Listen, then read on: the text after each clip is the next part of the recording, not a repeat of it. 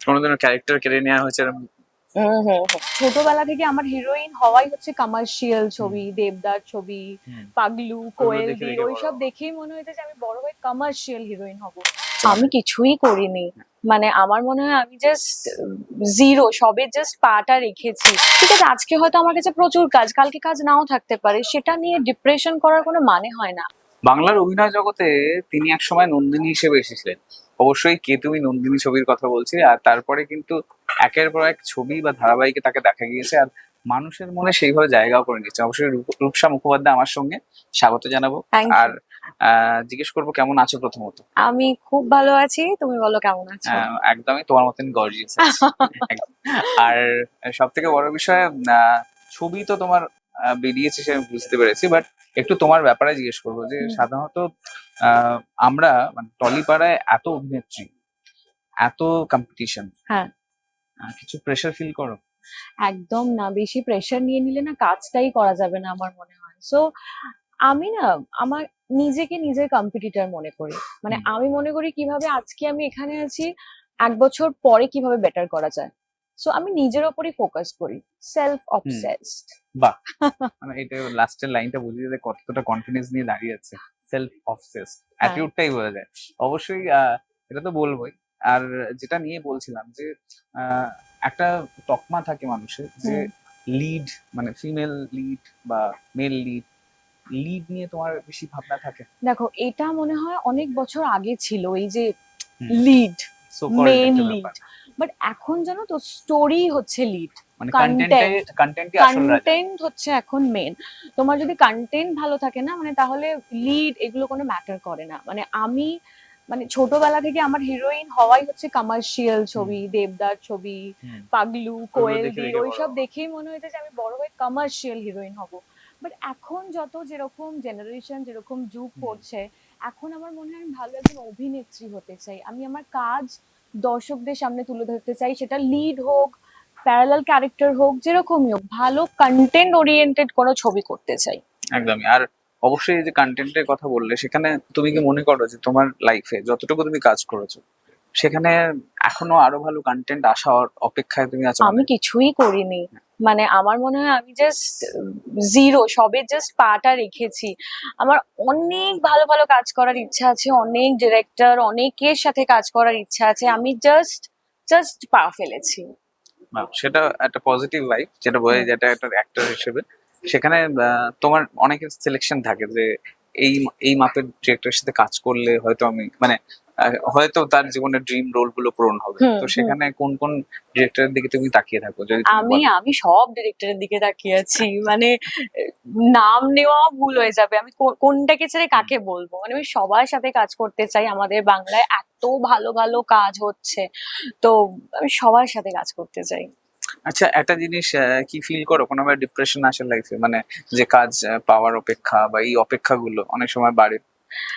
হ্যাঁ, মানে মিথ্যে বলবো না, একটু হয়তো স্যাড হয়ে যাই মাঝে মাঝে, বাট আমার মা আমাকে ভীষণ ভাবে মোটিভেট করে।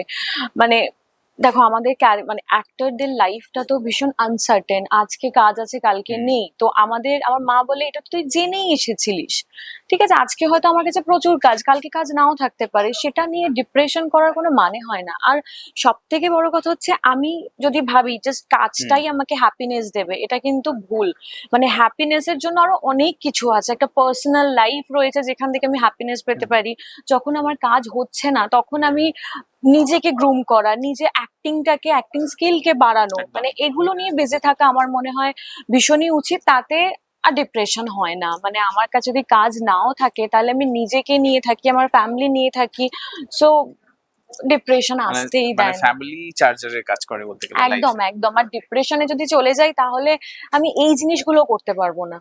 মানে আমার ফ্যামিলির সাথেও আমি খিটখিটে হয়ে যাব, নিজেকেও গ্রুম করতে পারবো না। তখন মনে হবে কি, ও এটা করছে, ও সেটা করছে, তো এইগুলোতে আমি যেতেই জিলিপির প্যাচে আমি নিজেকে জড়াতে চাই না।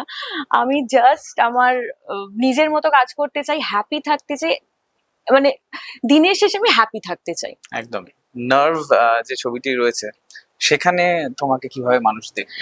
সেখানে আমাকে একদম অন্য ভাবে, মানে একটা নেগেটিভ ক্যারেক্টার, যেটা আমি আমার এর ক্যারিয়ারে আগেই বোধহয় করোনি তুমি। করিনি। এটা একটা সাইকো থ্রিলার। আমার যখন সায়ন গল্পটা শোনায়, আমার এত এত ভালো লেগেছে, ইন্টারেস্টিং। আমি ওকে বলেছিলাম যে আমি কি পারবো নেগেটিভ ক্যারেক্টারটা করতে, ও বলেছে হ্যাঁ ভীষণ ভালো মানাবে। তো আমাকে একটা চশমা দিয়ে দেওয়া হয়েছিল একটুখানি ওই রাগী গম্ভীর ওই সাইকোপ্যাথের একটা চরিত্র ফোটানোর জন্য। বাট ট্রেলার সবাই দেখেছে, সবাই ট্রেলার দেখে খুব অ্যাপ্রিসিয়েট করেছে, মানে নেগেটিভটাকে আমি দেখছি সবাই খুব ভালোভাবে অ্যাকসেপ্ট করছে। তো আমি খুব হোপফুল এই ছবিটা নিয়ে। তোমার পছন্দের যদি তুমি ক্যারেক্টার গুলো বলো, তুমি কোনগুলোকে এগিয়ে রাখবে তোমার জীবনে যদি যতটা কাজ করেছো? দেখো আমার আমি যেহেতু টেলিভিশন করেছি, আমার শুরু ওড়িয়া মুভি দিয়ে, বাট আমি বলবো যে আমার যেখান থেকে ব্রেক, আমাকে যেখান থেকে আমার শুরু, মানে সবাই আমাকে আজও, মানে আমার একটা যে ফ্যান ফলোয়িং আছে, সবাই আমাকে নন্দিনী দি নামেই চেনে। একদম। তো আমি আমার ওই বেসটা ভুলতে পারবো না। তো আমার কাছে এখনো পর্যন্ত ওই নন্দিনী ওটাই তোমার ভীষণ trademark রয়ে স্পেশাল, ভীষণ স্পেশাল। আর ওটা থাকবেও। একদমই। আর অবশ্যই যখনই নতুন ক্যারেক্টার আসার যে অপেক্ষা বললো, তোমার কাছে এরকম কি মনে হয় যে অনেক সময় কাজের ক্ষেত্রে মানে তোমার সাইড লাইন কোনো ফিল হয়েছে? সাইড লাইন, হ্যাঁ অনেক সময় হয়েছে, মানে অনেক জায়গায় মানে অনেক গেছি সময় ইমোশনে থাকে, এগুলো বলা যায় না, ইমোশনে। হ্যাঁ বাট হতেই পারে, পুরোটা না বললেও আধা ইঙ্গিতে বলা যায়। রাইট, এমনি আমি একটু ইমোশনাল, ঠিক আছে, মানে একটু এদিক থেকে আর ওদিক সেটাই হলে জানতে চাইছি। আমি খুব হার্ট হয়ে যাই, ঠিক আছে। কিন্তু দেখো এমন একটা আর শিল্পীর মন ইন্ডাস্ট্রিতে, থাকে, সেটা তো অবশ্যই। একদম অবশ্যই মন না থাকলে, কিন্তু ইমোশন না থাকলে শিল্পী কখনো শিল্পী হয়ে তা ওঠে সেই না। সাইড লাইনের গল্পটাই যদি থাকে কিছু, সেটা যদি বলো। না না, সেটা তো দেখো ইমোশন, দুঃখ কষ্ট সেটা তো থাকবেই, সেটা বাদ দিয়ে তো কিছুই হয় না। কিন্তু সেটাকে কাটিয়ে উঠে এগিয়ে যাওয়াটাই হচ্ছে একটা, আমার মনে হয়, ভালো শিল্পী সত্তা এবং ভালো মানুষের একটা পরিচয়। কোনোদিনও ক্যারেক্টার কেড়ে নেওয়া হয়েছে এরকম? হুম হুম হুম। দেখো আমি মনে করি ইন্ডাস্ট্রি বা যেখানে লাকটা খুব ফ্যাক্টর করে, মানে তোমার কাছে সব কিছু আছে ফুল প্যাকেজ, বাট লাকটা যদি সাথ না দেয় না, তাহলে আমার মনে হয় সবকিছু জিরো হয়ে যায়। তো এরকম অনেক হয়েছে যে কিছু কিছু জায়গায় এই এফোর্টটা দিচ্ছে, যে টাকাটা Exactly. ঢালছে, আমার মনে হয় একটু এদেরকেও সাপোর্ট দিলে তাহলে এরাও কিন্তু ইন ফিউচার আরো ভালো ভালো ছবি করতে পারে, এবং একটু মোটিভেট করা আর কি। মানে বাংলা ছবি একে অপরের হাত ধরে যদি আমরা সবাই চলি, সবাইকে একটু করে চান্স দিই, তাহলে আমার মনে হয় খুব ভালো হবে। একদম। এবং এটাই মানে রিজন নার্ভের জন্য যে একটু সাপোর্ট করা আর কি, বাংলা ছবির পাশে থাকা। That's it. মানে এই গল্পটা যে সবার থেকে আলাদা একদম, এই আমি কিন্তু এটা বলবো না। জাস্ট প্রচেষ্টা একটা সুন্দর, দর্শকদের একটু ডিফারেন্ট কিছু দেওয়া, এবং প্রডিউসার ডিরেক্টরের একটু মানে আশাবাদী আমরা সবাই যে একদমই, হয়তো ভালো আশাবাদী হতে হওয়াটাই পারে। স্বাভাবিক। আর হ্যাঁ, অবশ্যই রূপসাকে নেক্সট আর কি প্রজেক্টে দেখতে পারি, মানে normally? আমার আর একটা রাজদার একটা ছবি শুটিং চলছে, জান্নাত। ওটা খুব তাড়াতাড়ি আসবে, এবং আরো কয়েকটা পাইপলাইনে আছে, শুরু হবে নেক্সট মান্থে। So let's see. অবশ্যই। আর আমরাও আশা করবো যে রূপসাকে আবার আরো অনেক ছবি বা অনেক ধারাবাহিকের সবকিছুতেই আমরা দেখতে পাবো। আর অবশ্যই আমাদের দর্শকদের শেষমেশ কি বার্তা দেবে তোমার ছবি আর তোমার ব্যাপারে? এটাই বলবো যে 21st রিলিজ করছে আমাদের ছবি নার্ভ, এবং এই উইকটা আমার কাছে খুব স্পেশাল, কারণ 22nd আমার বার্থডে। বাহ, তো ওই জন্য আমি খুব এক্সাইটেড। সো তোমরা দেখো, তোমরা দেখে আমাকে জানাও তোমাদের কেমন লাগলো। সো ভাববো যে ওটা আমার বার্থডে গিফট। একদমই। সো তোমরা যদি একটু ভালো ভালো রিভিউজ কমেন্ট করো, সো আমি খুব হ্যাপি হব। মানে এবারে কিন্তু ছবির কথা না শুধুমাত্র, এবার কিন্তু রূপসাকে কিন্তু গিফট দেওয়ার পালাও চলে এসেছে। আপনারা টিকিটটা কেটে কিন্তু বলতে গেলে গিফটই দিচ্ছেন ওকে। একদম তো একদম। অবশ্যই রূপসার এই ছবির জন্য রূপসা কিন্তু আবেদন করে দিয়েছে তার বার্থডে গিফট হিসেবে। তো আপনাদেরও দেখতে হবে, অবশ্যই ছবি দেখে তারপর আপনারা আপনাদের সমালোচনা একদম। বা প্রশংসা দুটোই করতে পারেন। যেটাই হবে, ভালো লাগবে খারাপ লাগলে প্লিজ জানাবেন, তাহলেই আমরা সবাই আরো এগোতে পারবো একদম। এবং আরো কারেকশন করতে পারবো।